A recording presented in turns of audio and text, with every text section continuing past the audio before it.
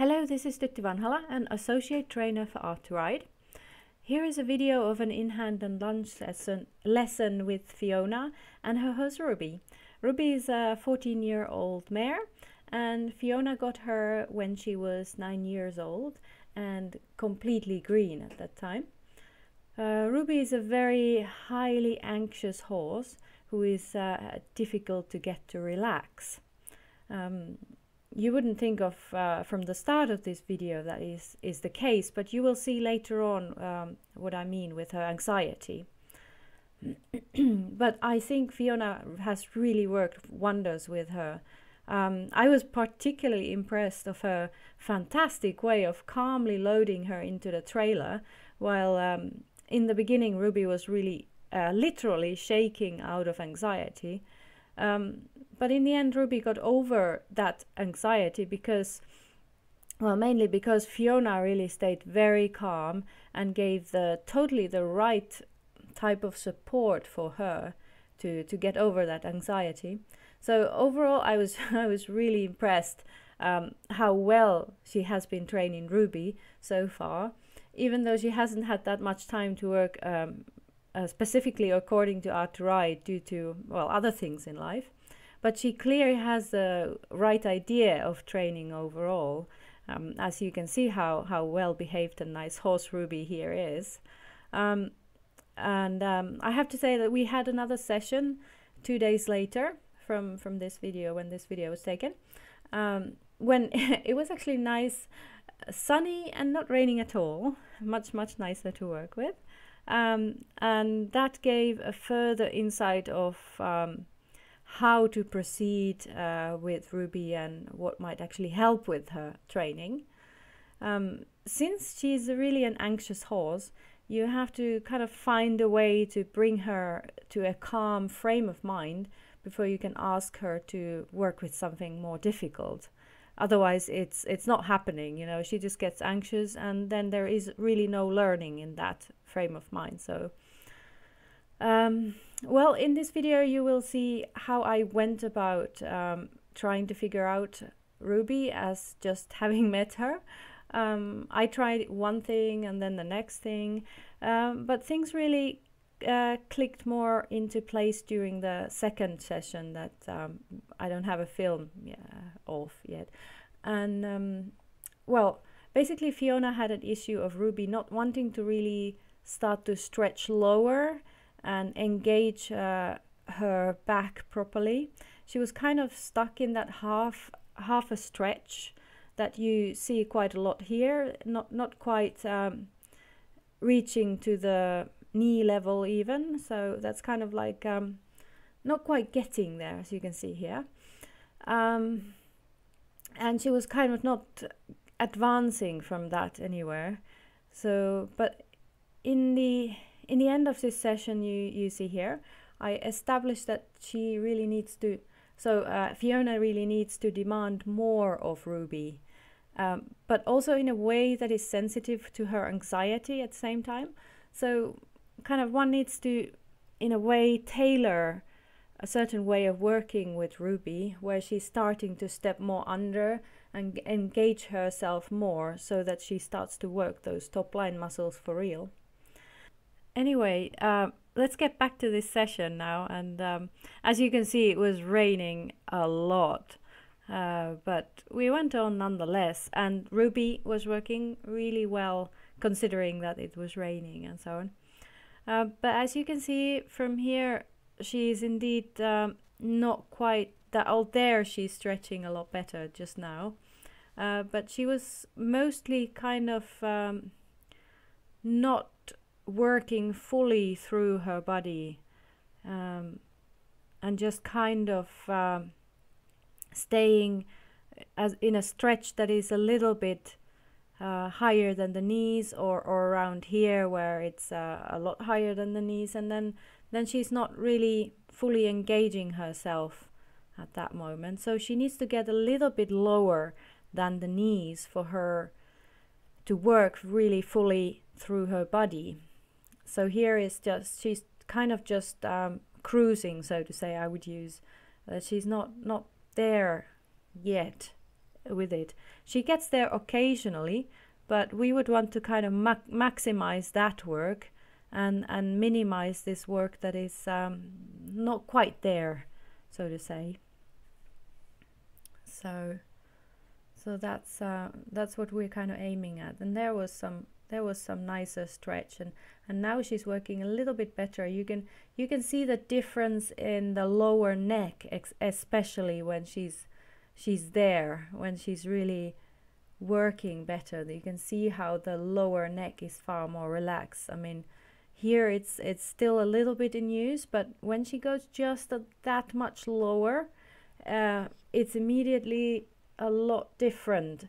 So it's a matter of like about 10 centimeters, 10-15 centimeters, like there, that's better. That's already a lot better. So she would need to get indeed just a little bit lower than the knees at this time, and then she's working well. Like there, that's also good. You can't quite see her where her nose is at, but you can see the general shape her body makes. It changes ever so subtle when she starts to really work through better. So here we're changing the rein, and I just let Fiona continue because she's doing a very good job. She's staying pretty much nicely on the shoulder, and her coordination is pretty good. So yeah, I'm just trying to kind of advise her how to go about during this session, and trying to advise her like what to do. And as you can see, we're staying mainly here in the beginning in this one corner of the whole arena. It's mainly because Ruby wants to stay in this area. This is kind of her comfort zone, where she feels happy with. It's mainly because the cars were parked there, and there were a couple of people sitting there, and there's DJs filming, so it's more like a safe place for her. And it was a little bit more difficult to get her away from that. So I'm kind of starting to direct, like I'm pointing there. I'm starting to direct Fiona to do, if she could do a little bit bigger circle, because it started to become smaller and smaller, that circle. And it is, it's more difficult for Ruby to be in a small circle. So, and hence I was also,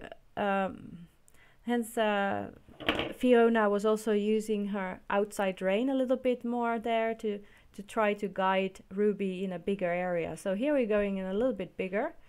And you could already see that when we made it slightly bigger, that Ruby started to get a little bit, she's starting to look around a bit and get a little bit more anxious about things. And now that we reach this point here, she's starting to get really worried.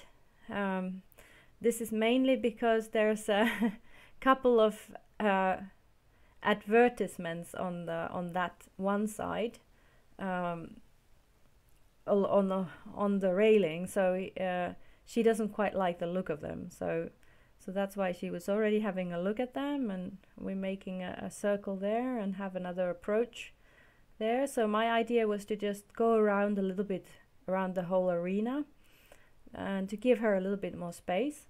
But here she's also, again, she's looking at the advertisements there. You can't see them yet on the video frame, but you will see them later on. They're nothing big or anything too scary, but she's looking at them, and it's a little bit tricky for Fiona to try to ask her to kind of move to that side of the arena. And Ruby's just Ruby's just wanting to kind of avoid that area. So I'm gonna take over and see if I can gently get her over that part of the school. So obviously it's not ideal that we have those jumps up in the arena, but there was quite a lot of space in front of them to lunge and so on. So it wasn't a small space in front here, and it was raining and it's pouring and so on. So I thought like, oh, we can stay clear of them, and it won't be a problem. But obviously now that we have a little bit more of a tricky situation, it would have been better if there was no obstacles on the way. But nonetheless, there is quite a lot of space between them, so we didn't run into problems with them. It just some of them just blocked our way now when we had to go a little bit closer to the scary area with Ruby. But as you can see, it wasn't an unsurmountable problem in the end. We just had to take it calm and quiet and gentle. So here you can see me, I'm just gently asking her to move on and just keeping her in a bit of a smaller circle and kind of redirect her anxiety into working a little bit more. And I'm just gently thinking of asking her to go a little bit closer to the railing on that side, and here I'm kind of turning her a little bit earlier, and I'm trying to aim towards the fence line. But you can see here she's having another look and she's thinking, no, I don't want to go. So I take her, before she gets anxious, I take her into a circle, so to say.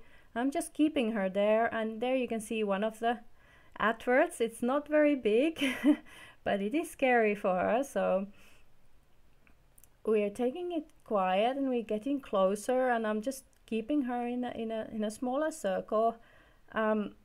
She's starting to stretch very nicely, and now we can get past them. And what also helped was that Fiona walked past them, so that also shows Ruby that it's okay. There's a couple of adverts, but they're not gonna kill you. So that was very good.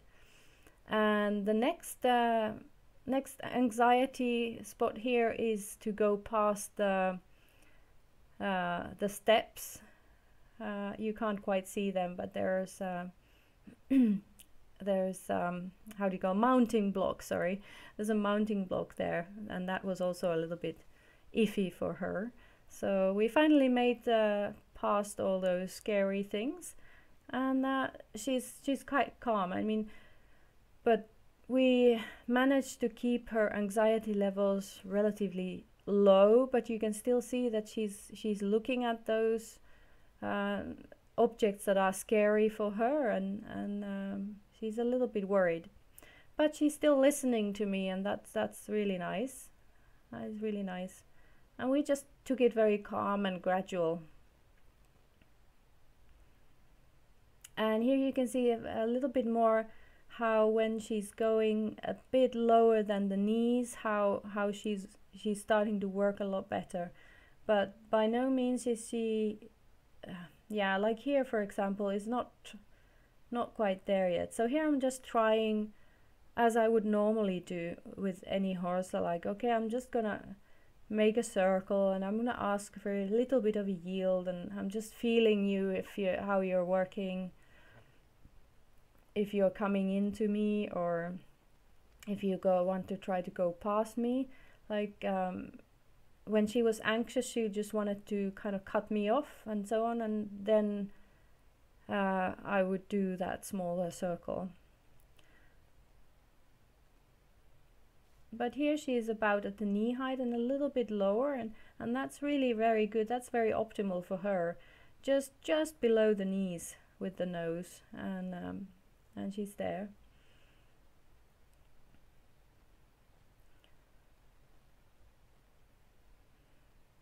But she's the same with me, as you notice here, as with Fiona, that she just doesn't seem to kind of maintain that lower stretch and work. She just comes up to like a chest high, like there. And here I was trying to start to figure out something else to do, so I was starting to do those smaller circles, which usually do help, and they do help kind of momentarily with her as well, like there. That's good. So just below the knees, and you're fine with her. at the moment. So she's a horse that needs to kind of work herself down quite gradually, also because of her anxiety levels, and she just needs to kind of trust you and let go a little bit more.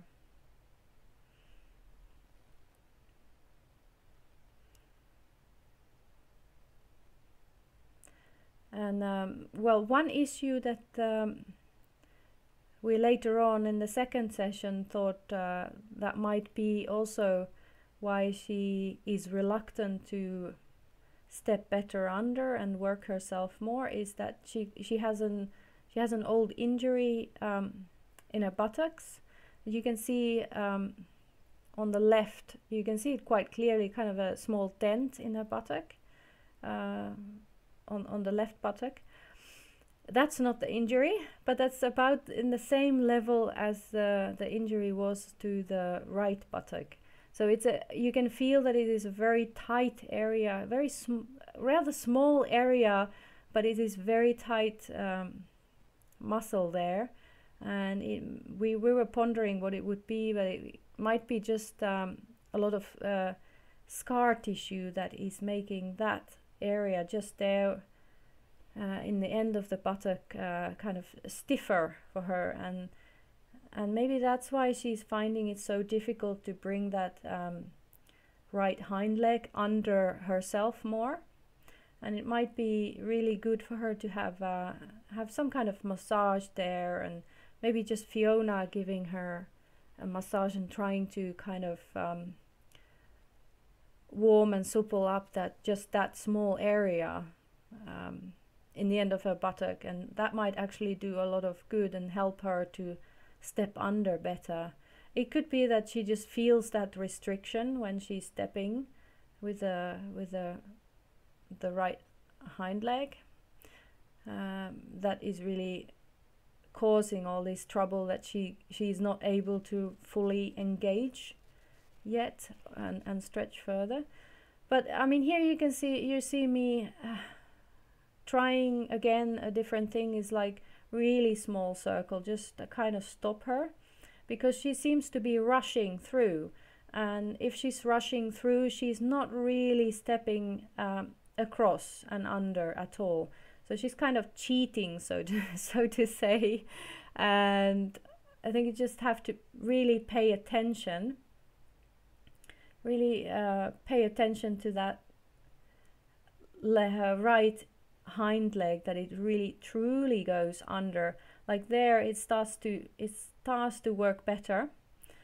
And so I figured out, and there she's stretching really very nice and long, and you can see how I release everything. I really release all the rein and just give slack to her, that she really knows that this is what I want. But of course, if she has a restriction in the buttock that affects the hind leg, then it will be a little bit more difficult for her in kind of physically to do this type of work. So she just needs to work gently at it. And here you can see how she's stepping across and under a lot better. What I needed to do is I needed to really slow down her and take her into a very much smaller circle. So here I stopped completely, and see there she stepped couple steps really nicely across and under. Why I did this at this point was because I wanted to really see that, okay, what if I really slow down almost to a halt, and does she really understand? Can she really step across with that inside hind leg or not? So this is what I'm doing here. So that's why I just let her to really slow, and I thought, like, okay, couple of these slower steps across, and let's see if that improved her, and can we do that while we're moving in a kind of normal pace, or is it just the same? Yeah. And DJ's filming the scenery here a little bit. Okay, we get back to us. So you can see me, I'm taking contact but I'm not pulling. You can think that I might be pulling because she's bending her neck that much, which is obviously not optimal to have the horse bend their neck that much. But yeah, in this case, I did not want to start pulling, but I wanted to keep the contact. I also wanted to almost stop her because she tends to rush past, and she finds this really difficult. So what I needed to do is to block her with my body language and take contact, and I was trying to keep more or less even contact with both hands, but she still managed to slightly curl because she did not want to, she find it difficult to do what I ask.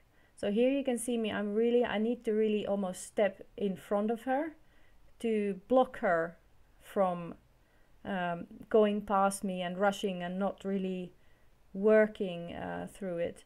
And yeah, that's just, I was just showing myself to Fiona that I really wanted to step under, and that's why I'm doing these every now and then. Like here again, I take contact, I really step in front of her a little bit, and I ask that one step across, 1 or 2 steps, and then I let her go straight and I release. And I'm just hoping that this might eventually help with that right hind leg. But you can see that I'm not really expecting, like here I'm doing it again, but I don't need to do it that severely. I mean, she's not reacting that severely anymore. And there she had a small spook, and I think DJ also had a spook, so he filmed the sky a little bit. I think maybe it was the I think DJ might have had an umbrella or something, or some cover over the camera that somehow flapped and caused a little spook there. Anyway, yeah, so that was just a little spook and all. But yeah, so she started to improve on that she started to realize that I want her to kind of calm down, slow a little bit, and start to step across.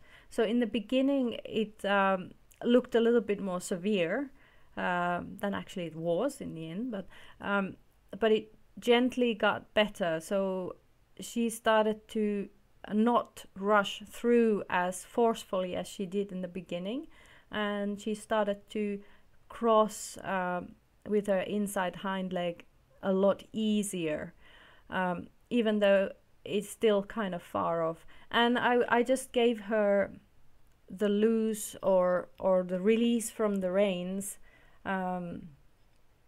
so kind of gave away the contact every time she gave me that 1 or 2 really nice steps across, even if she wasn't stretching. As you could see, that she did not stretch every time after that, but I just wanted to tell her that this is the right thing, that I want you to step across and under, and every time you do that you will get a reward.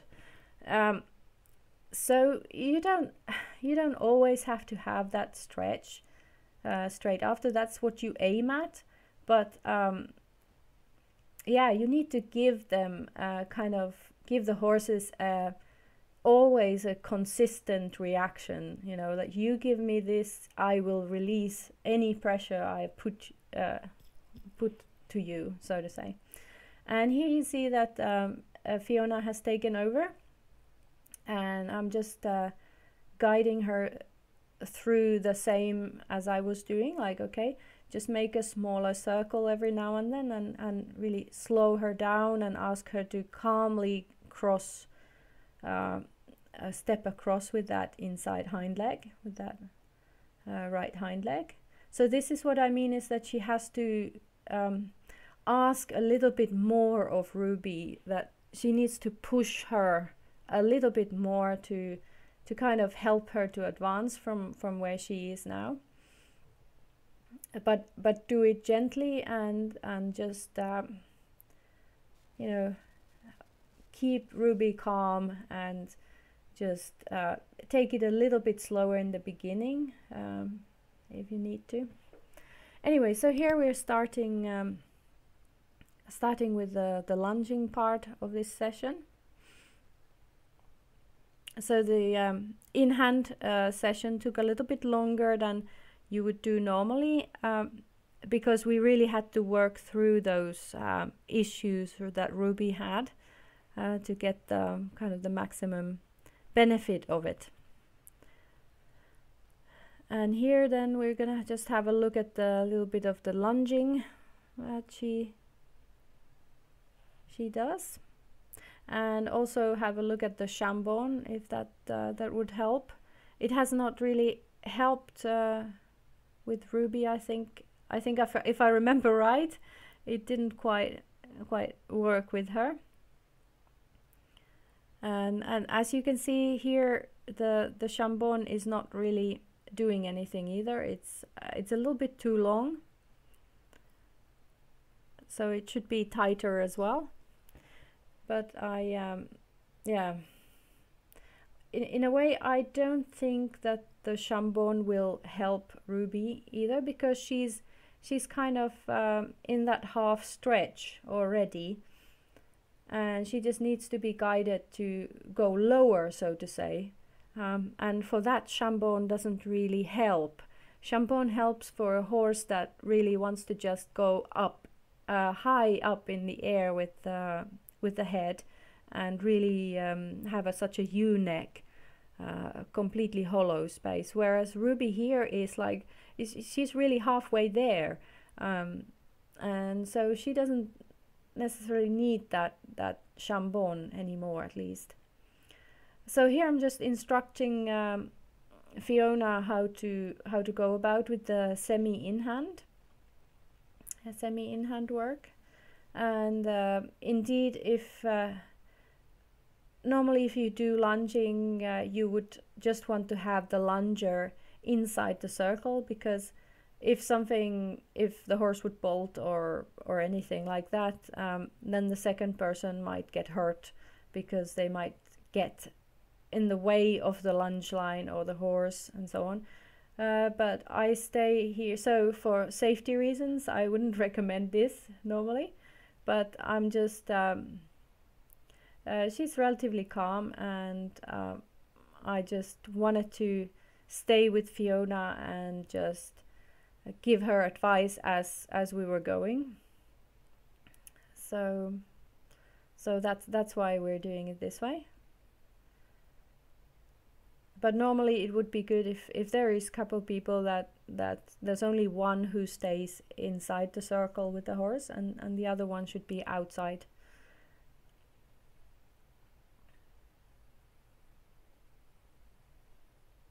So here we're just gonna, I think Fiona is just here seeing if she can tighten the Chambon a little bit, because I was saying like, well, it's not really doing anything, but it's pretty, it can't get any tighter, I think. But as I said earlier here, that I don't think she actually needs it, because she's half stretching already. And yeah, okay, here we have stuff fixed again. I think we just gave up on trying to make it tighter. There, anyway, so we're just continuing, and I'm just advising her to, like, how close you should be, and you can use your the handle end of your whip when you are this close. You can use it as your leg aid, to ask the horse to step a little bit better under, and just yield a little bit on the lunge. Not a full-blown yield, but you just ask them to step a little bit better under with the inside hind leg, and start, in consequence, start stretching more forward and down. And oops, we changed our clip again. It's a little bit choppier video than before. So, but as you can see, Ruby is again, it's the same thing as with the in hand, that she's a little bit, she's kind of cruising in a way that she's not exactly totally hollow, but she's not really fully engaging herself either. So she's not obviously hollow, but she's just not quite there. So that's why I decided, like, okay, I'll have a go. And also what happens is that if you put more pressure on her, she just tends to start running and just wanting to escape the work. So what I'm doing here is I'm just seeing what happens if I put if I ask a little bit more pressure of her. And I also wanted her to start trotting in a bigger circle because that's easier for her. I didn't want her to hug me in a very small circle because that's really extra difficult for her as well. So I'm just asking her to move on here, and I'm pointing very often the whip towards the middle of her to just try to ask her to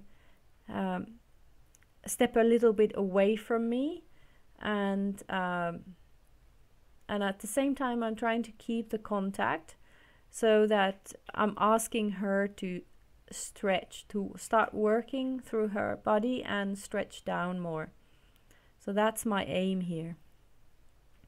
I'm mainly kind of following her with my whip and like slightly pointing with it. I don't think I touch her very often even with it. I'm just trying to kind of ask her to get on with it, but she's a little bit anxious about it, and we're moving a little bit closer to the area that she's not as comfortable with as she is with this one corner. So here I'm taking a little bit smaller, taking her in a little bit smaller circle to just see if I can just push her a little bit more, that she will start working. And there she, every time like there, she was starting to lower. You notice that I started immediately walking in a bigger circle, and I gave her a little bit of the line and I put the whip away. So I put it pointing backwards. It became passive, and there as well I started, you couldn't quite see, she was just outside of the frame, but I noticed that I started walking. It means that she was lowering her head and she started to work better. So it's those moments that you want to really reward. Any small nod downwards, you just want to reward.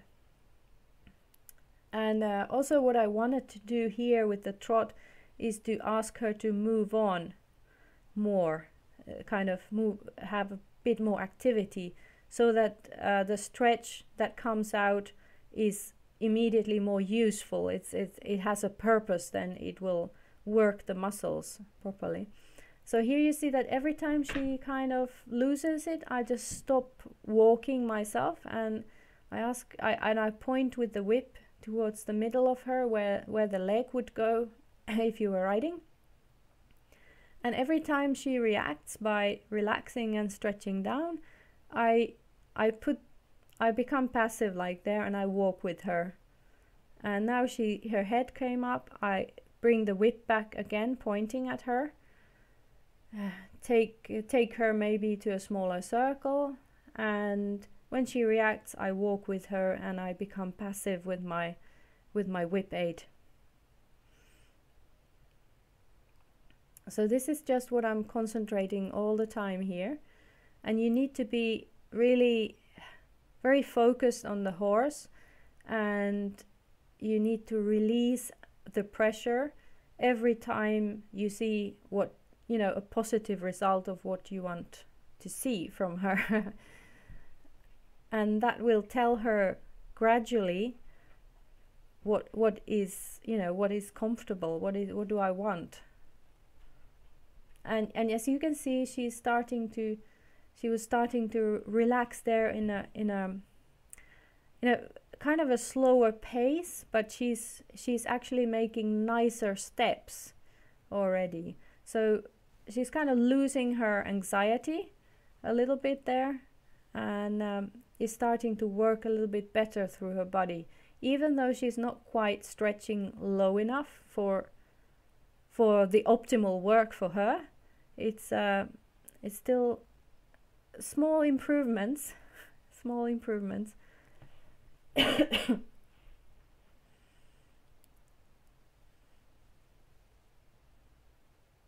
So with this work, you have to really remember that you want the activity, you want the relaxation, and you want the stepping under and the stretch as a consequence.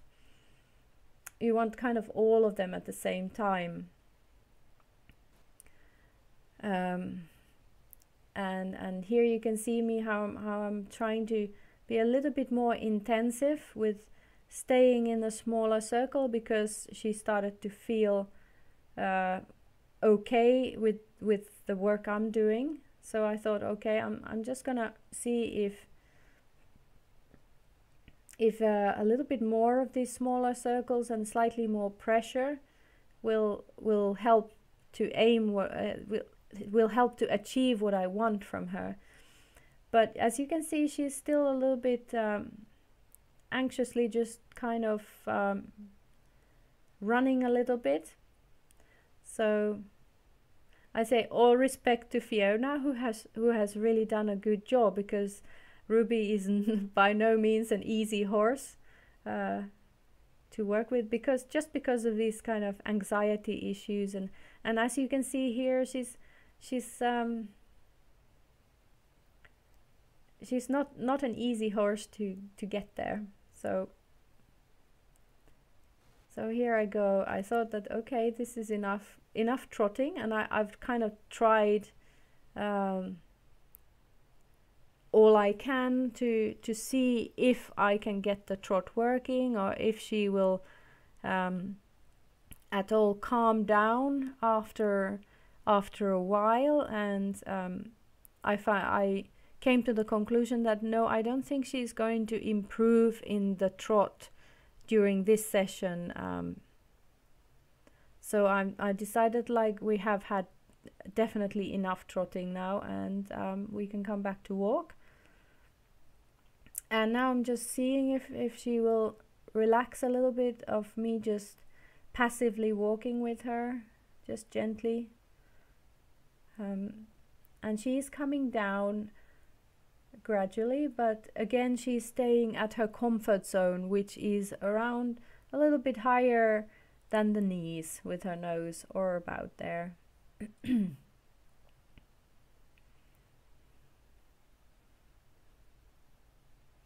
And I'm just edging closer, and I'm asking her to come into a smaller circle, the same as with the trot, but now in walk. Just did a one smaller circle, and I see if she will slow down ever so slightly and step a little bit better under with her inside hind leg. It didn't quite work as well as I wanted, because she's still just kind of cruising there.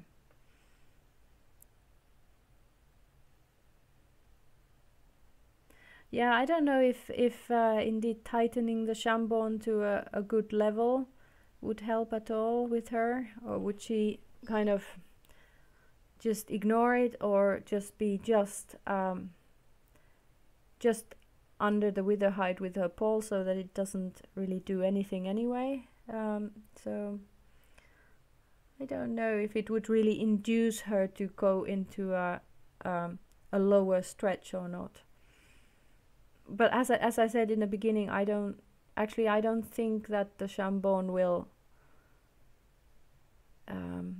will be useful with her. But who knows? Maybe Fiona could try it anyway to get it a little bit tighter, so that it starts working when the pole is about the wither height, and see how she reacts to it. Okay, and here we're changing the rein, and see how it goes on this hand. So we'll just start with the same thing, just walking around at first and see how it goes.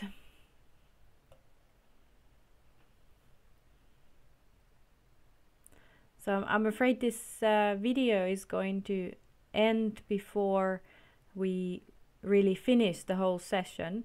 So we went on a little bit longer than what you see here on the video, but not that much, I think, because I think she was starting to get tired here, and I just wanted to, for balance, so to say, to lunge still on this hand as well, so that it all being equal, so to say, and just see how it goes on, to kind of evaluate on how the lunging goes on this hand as well.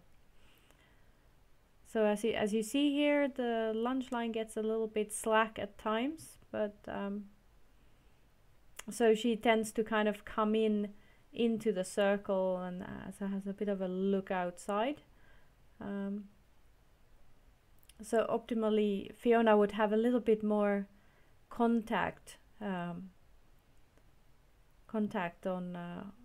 Ruby here, and would kind of have her a little bit more in the end of the lunge line with some contact, so to say.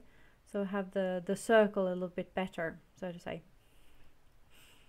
So that's what I see here. So the contact is a little bit slack at times there. But she was a little bit distracted here in the beginning of this hand, the work in this hand.